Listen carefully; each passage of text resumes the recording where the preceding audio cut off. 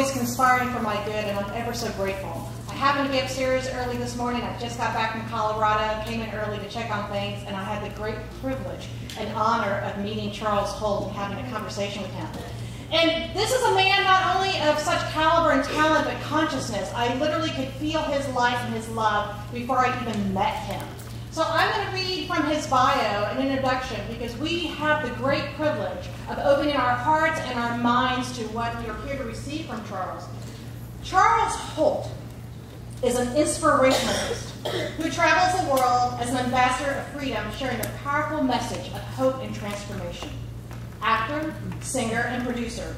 He has starred in some of the most celebrated productions in American theater history, including Smokey Joe's Cafe, Jesus Christ Superstar, and The Lion King. He was the first African American to play the role of Rocky in the European tour of the Rocky Horror Show. I asked him if he would do any of that. Charles received widespread recognition for his one-man stage productions, notably his 20-character portrayal in Black Boy, The Smoke King, and Never Fight a Shark in Water. He and fellow actor Gerald C. Rivers chronicled the life of Martin Luther King Jr. through their presentation, Martin in Music. Charles has entertained sold-out audiences such as the John F. Kennedy Center and has appeared on television and films.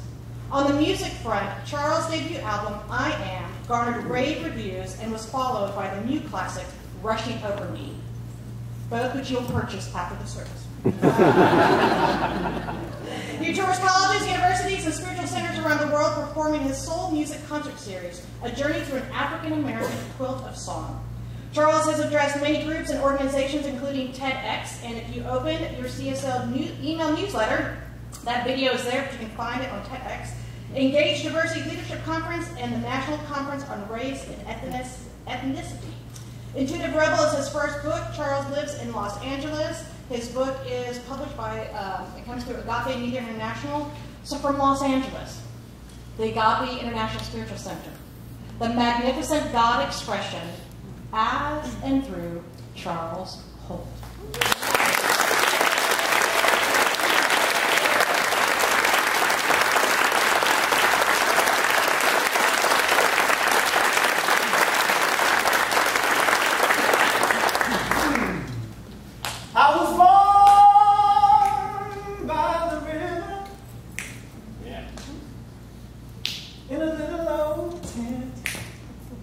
Well, not exactly.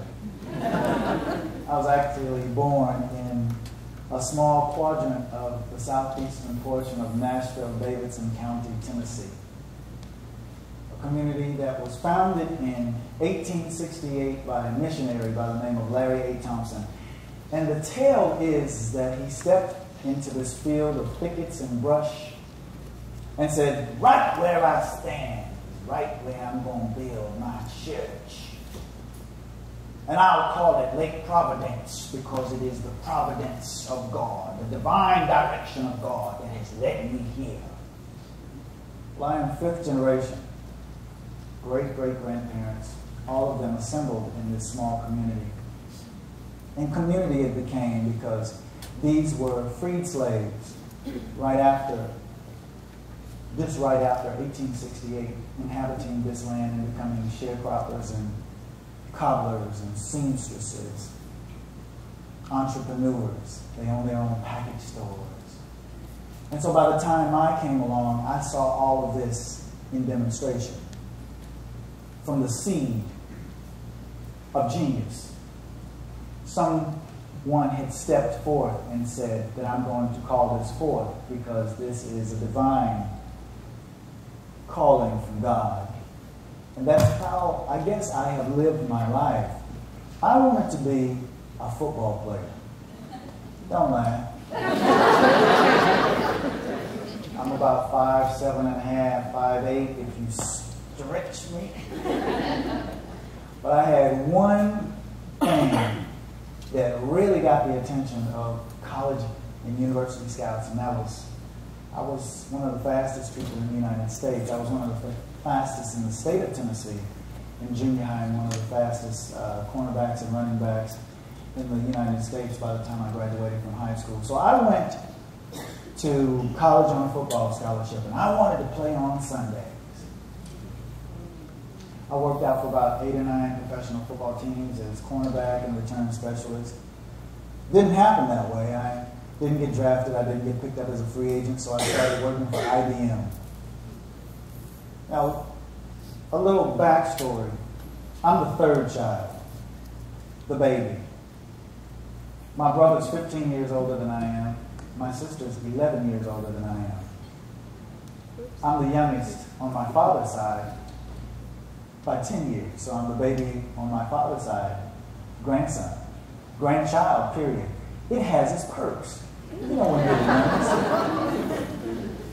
youngest. Perks along with a smile. It'll get you anything.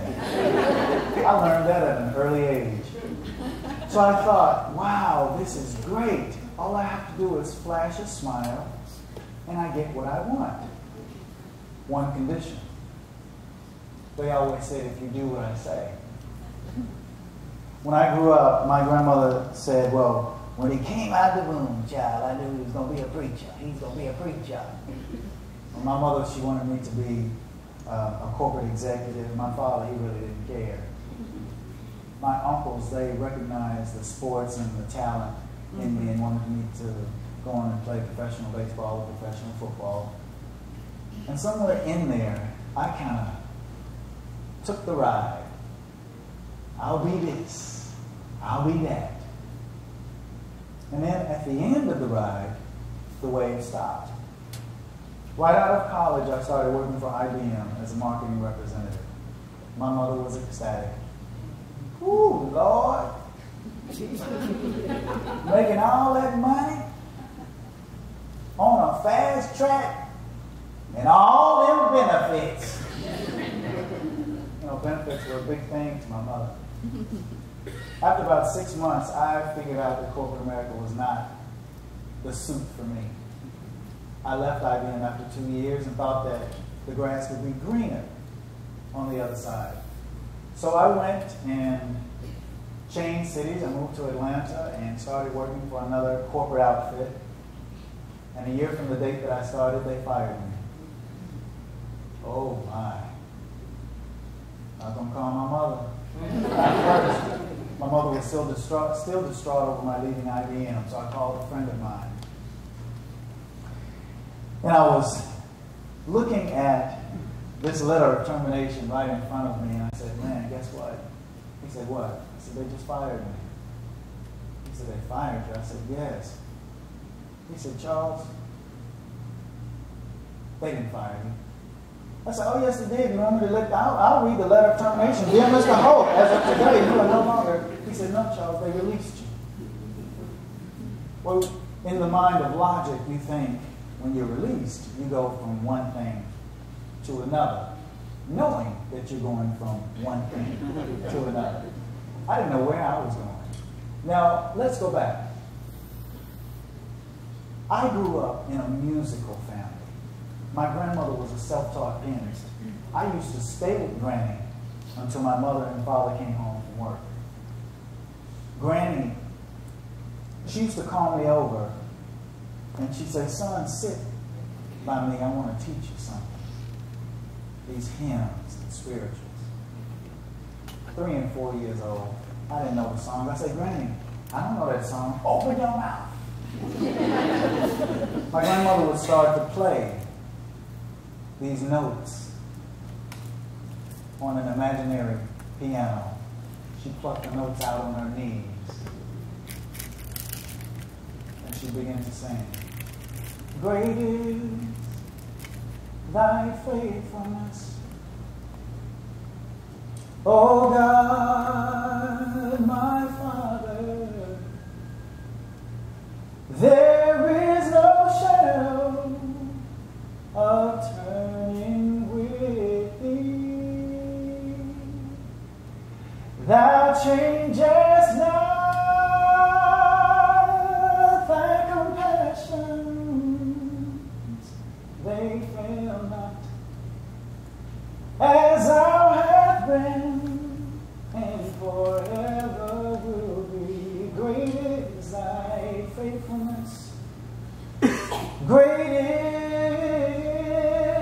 thy faithfulness, morning by morning, oh, new mercies I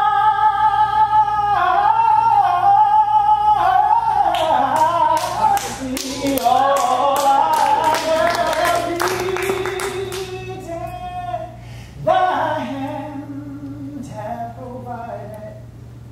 Great is thy faithfulness, oh Lord, unto me. Woo!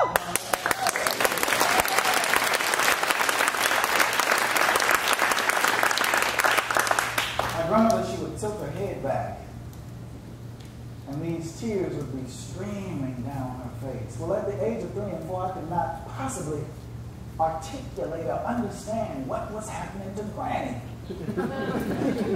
Tap on Granny's knee. Granny, come back. My grandmother had a tacit agreement where she wouldn't say anything. You just knew from a gesture she was okay. Now, all through these years, football, running down the field, music was chasing me.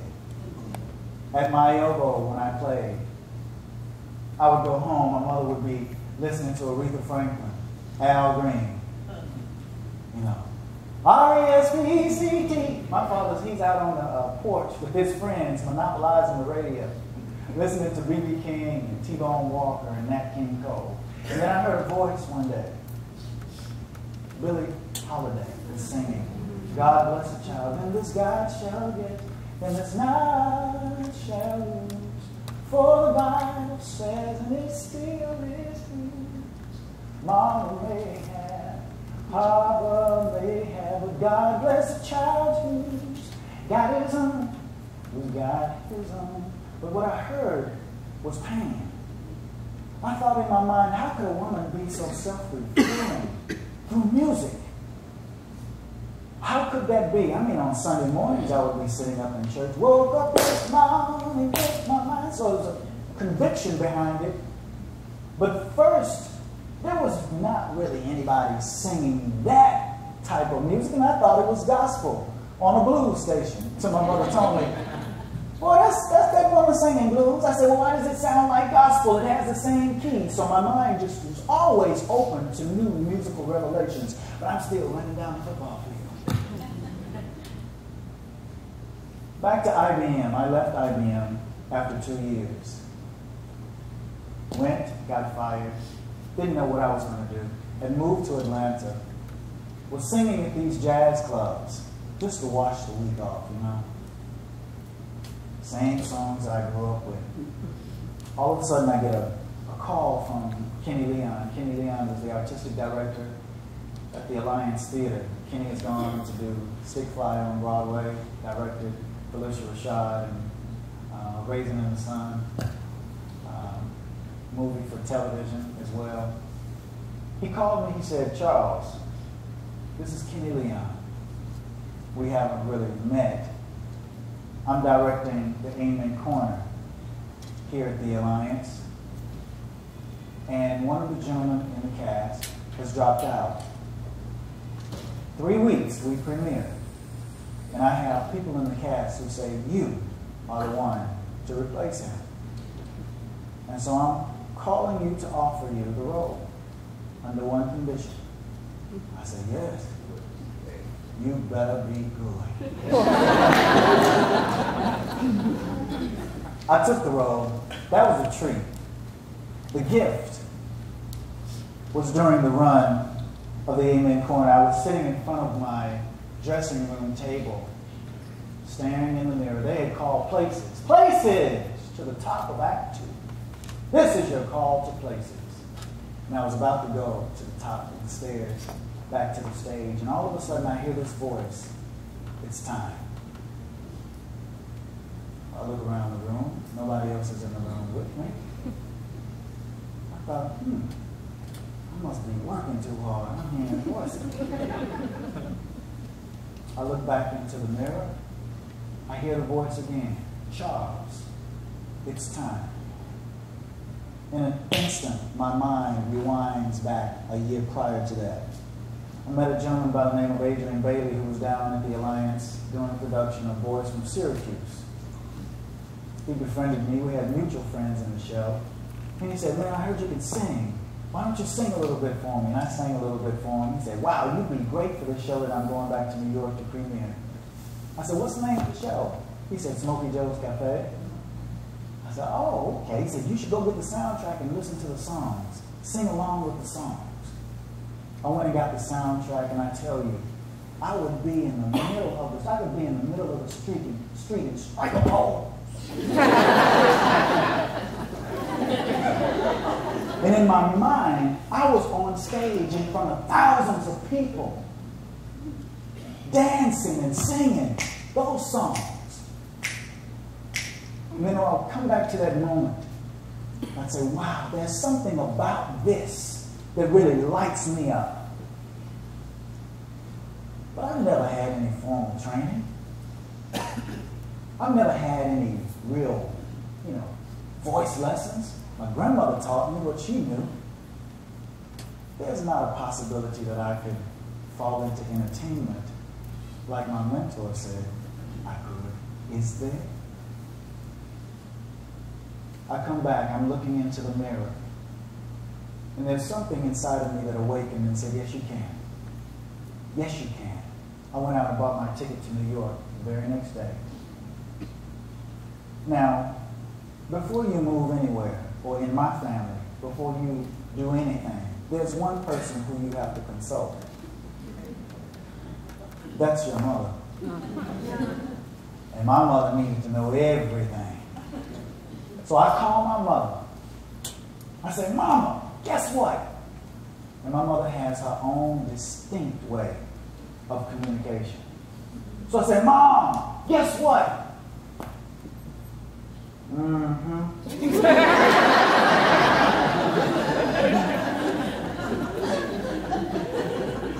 I said, I'm getting ready to move to New York. I want to be on Broadway. Pause. She said, let me get something straight, son. You graduated from a top-tier school. You get a job with IBM right out of college, right after graduation, making all this money on a fast track. You could have been a district manager by now. All of those benefits. You leave IBM, you go to another company, in a year, within a year they fire you. Now you're telling me you want to move to New York and be on Broadway, the most unstable job that there is. She said, I want to tell you, I want you to do something for me. I said, yes, ma'am. She said, I want you to go to the white pages of the phone book where all the business listings are. And I want you to thumb all the way down to P. And when you get to the letter P, thumb through P, all the way to psychiatrist. When you get to the first word, don't go no further. Call that number. Schedule an appointment. Doesn't matter if it's a man or a woman.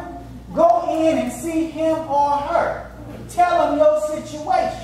Tell him your mama sent you. And then when you get out, you'll be all right.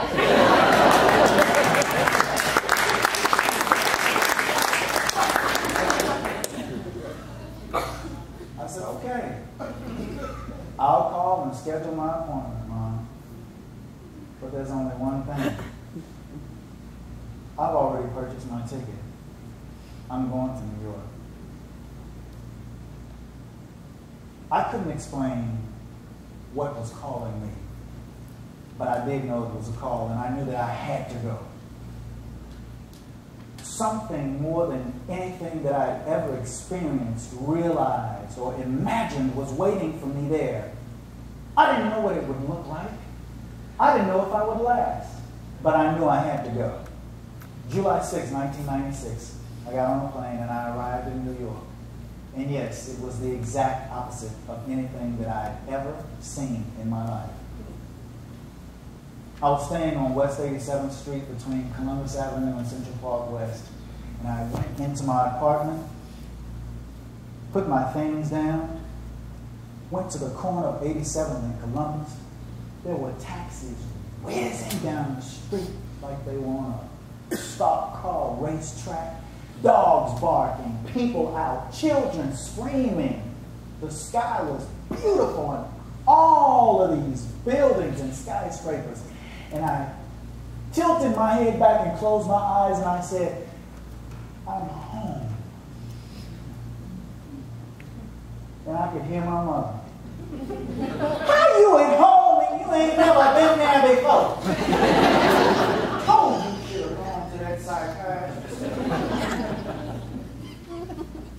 There's something beyond our natural minds. There's something beyond the logic. There's even something beyond this intellect. And I listened to it. It was what I call intuition. A month later, I got the national tour of Jesus Christ Superstar with Ted Neely and Carl Anderson. They were the original Jesus and Judas of the 1972 motion picture. I played Simon, understudied Carl Anderson and Judas, and my life was on track. And I wanted to share that good news that I had been cast. And you know who the first person I called was? My mama. I said, Mama, guess what?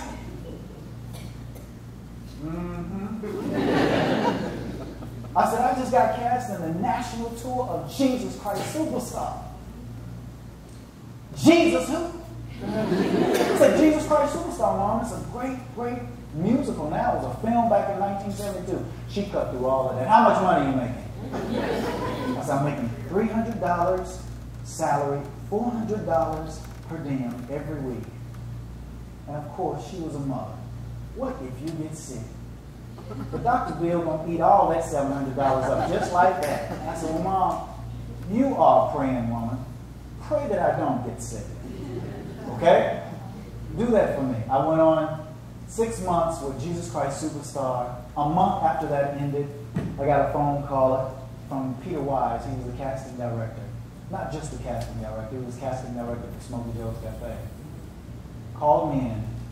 This is New York, February 1997. Have you ever been in New York in February? Waiting on a corner for somebody to call your name, come in and sing about 16 bars.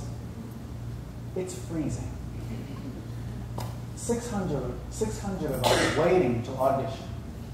After 3 days, they whittled us down to 24. They said, thank you for your time. Walk out the door, and the monitor says, they really like you. I'm still green. Like a good little southern boy, I say, thank you.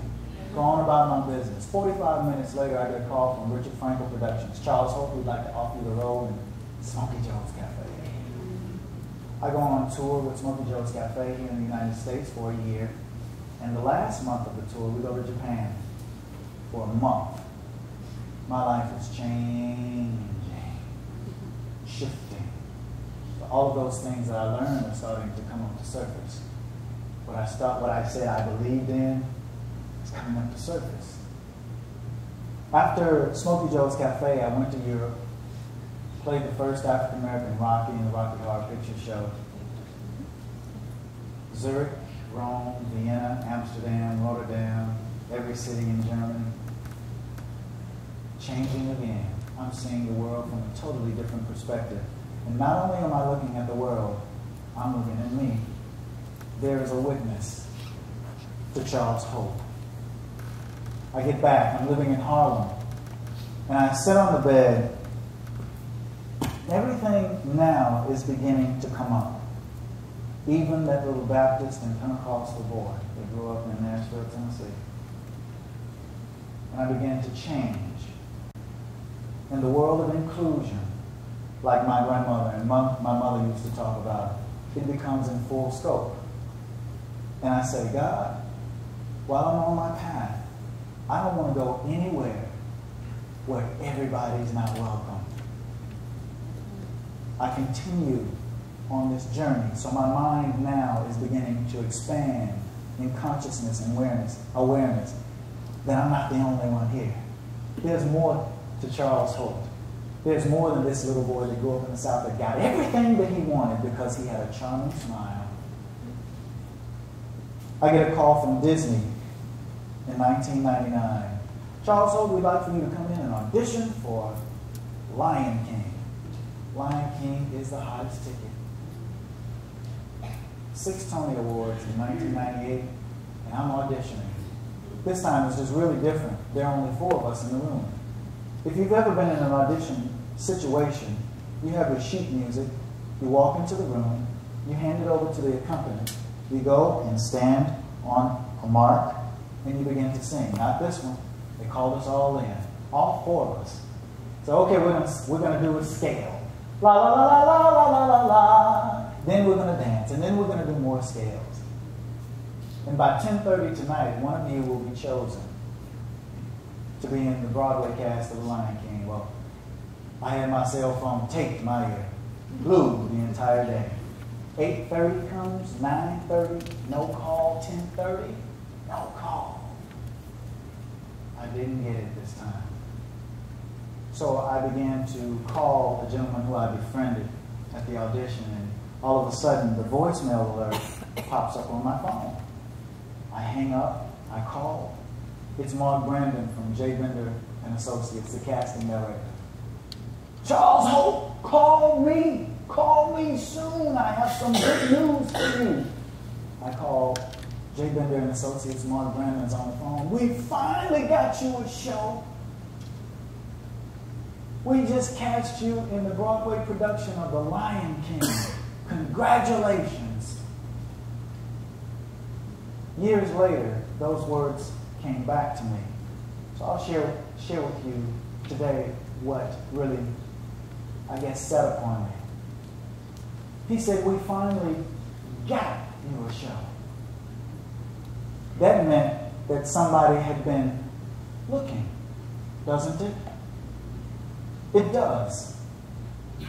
I'm on my journey, doing what I think I'm down here to do, and everything, this divine purpose, that this divine spirit lines it up for me. I don't have to do anything. I have people looking for things for me. They want to hire me. I don't even have to sing for Kenny Leon. All of this is going over my head until I wake up. I'm in Lion King for 3 years now. 8 shows a week. We're off on Mondays. That's for our bodies to heal. How many of you all have seen the animated version of Lion King? And how many of you have seen the stage version of Lion King? Okay. If you can, before it closes, which will be probably another 50 years,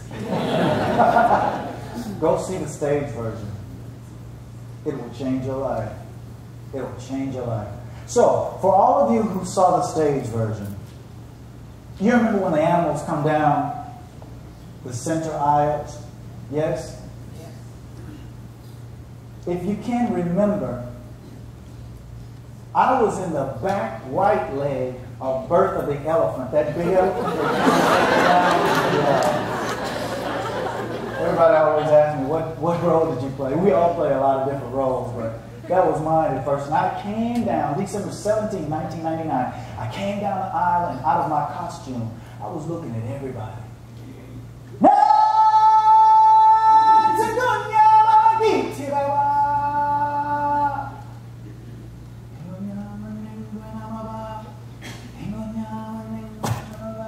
So I'm coming down and seeing all these faces, tears streaming down faces of these adults. The eyes of children just enthralled, wide open. We get up on stage and we're singing the culmination of Circle of Life, and something runs through me like a current of energy, like that thing that came in when Granny was singing.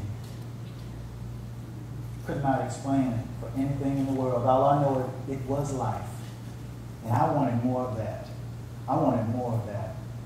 And I got it. 3 years now into Lion King. 3 o'clock in the morning. No! I'm like, wait a minute. It's 3 o'clock in the morning. I'm waking up. This is part of my DNA now. I got to get out of this. I got to get out of this. So I called one of my mentors and I said, okay, I am going to leave Lion King. He somehow persuaded me to stay. And I'm glad he did. I arrived one day at the theater a couple of hours before the 8 o'clock show. And I went to the stage. I went down to the stage and I was looking up at the catwalk, boardwalk, and I asked the question, why am I still here? Then I asked the question, why am I here? What's this all about? I moved to New York to be on Broadway. I got it all. Lion King, Broadway, New York City. There has to be more. There has to be more. So God, tell me what's next. What is it that you want me to see? And in that moment, go back to December 17th, 1999. All of a sudden, I'm going down the aisle again. I'm seeing all of these faces. And I'm up on stage, and Spirit says, that's it. It's not about you. It's about how you serve. From the intention of understanding that you are the vessel. I just come through you. That's that current that you feel. It's me. You're not doing it. It's doing you. It's singing you, praying you, talking you. From that moment, my intention changes. I finally leave the Lion King and New York and move to Los Angeles, California. And before I move, I'm done with church, by the way. For 2 years, no more church. The Pentecostal boys done. No more shouting, dancing. Lion King became my sanctuary. And I moved to LA, and my roommate, who was in Lion King, moved to LA 6 months before I did, said the magic words. Hey man, want to go to church with me? Church? He said, actually, it's not like church. I said, He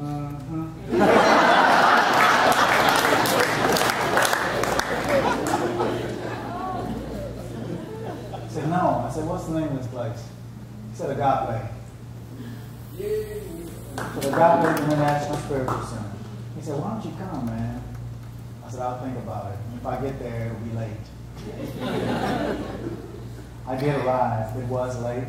Dr. Michael Beckwith was in service, and they were going through their meditation period. And I was trying to find a seat. Looked on the back wall. There's one. Started walking toward my seat, and I heard this voice say, if you are aware and conscious, or if you're not, right where you sit or stand is exactly where you're supposed to be. I'm here to tell you you're in your perfect place. Ricky, help them feel it. She hit a chord. I saw my grandmother.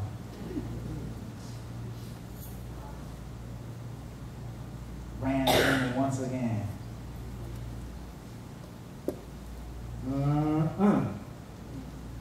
What is this? I'm settled here now. What is it, God, that you're trying to get me to see? Now, as things unfold, I began to meditate. And these voices of chatter, can't get them out of my mind. As a matter of fact, I think there were some voices that weren't even mine came that first time I tried to meditate. I finally get to the place where I'm hearing that voice from the inner sanctum. Doesn't matter what's coming from the exterior stimuli, favorable or unfavorable. I want to know the truth, because what's coming from out here is based on situation, condition, and circumstance. But truth is truth. Speak to me, Spirit, in ways that I can understand. Where you lead me, I will follow. Where you lead me, I will go.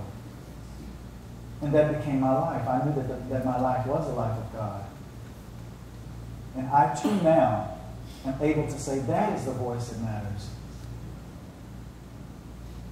I don't care what anybody has said about you, good or bad or awful, how much money you have in the bank, where you live, what you drive, how big your house is, what your mortgage payment is, what your boss thinks about you, what your mother thinks about you. There is a voice that will speak to you in a way that you will understand that what you came down here to do was deliver something that was so powerful that it will literally change you and change the world. Transform everybody around you. Not that my mother was ever against me, but my mother's my biggest cheerleader now.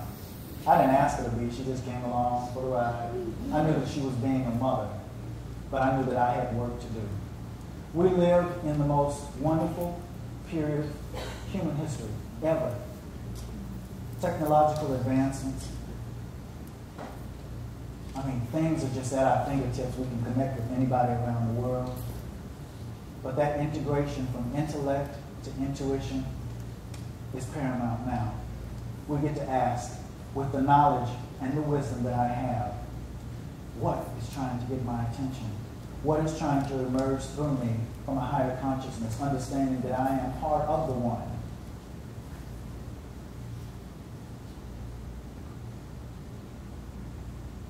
And so now, I get to charge you with that. To say yes to the voice that's after you. And it will have the final word. It will. Because it is the essence of who and what we are. It's what we came down here as. Let's pray. Father, Mother God, Divine Spirit, lover of my soul, how grateful and thankful I am to be here and right now. In this ocean of divine good that we swim in, there is nothing, no one, no circumstance, no condition that can come between the love that we share, the love that we are, the peace, the joy, the compassion. We are letting go of all that no longer serves us. We are saying yes. Say yes. Yes. Yes. Yes. Yes to your willingness. Yes to your gratefulness. Yes. Great lovingness. Peacefulness. We say yes to it. Yes.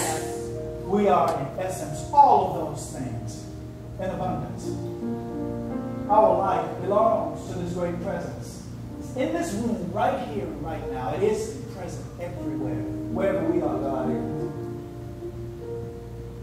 And we're so grateful for this.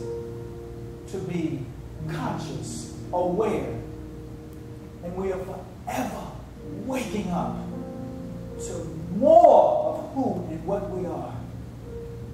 Knowing that we are not our titles. We're not our neighborhoods. We are a divine emanation of the Most High God. This divine presence. It is waiting for us to jump into this ocean of love so that we can swim. Have this inner discovery. Then become so contagious that every single thing around us changes. But we change first. We transform first. Woo, what a life. Thank you, life. Thank you, God.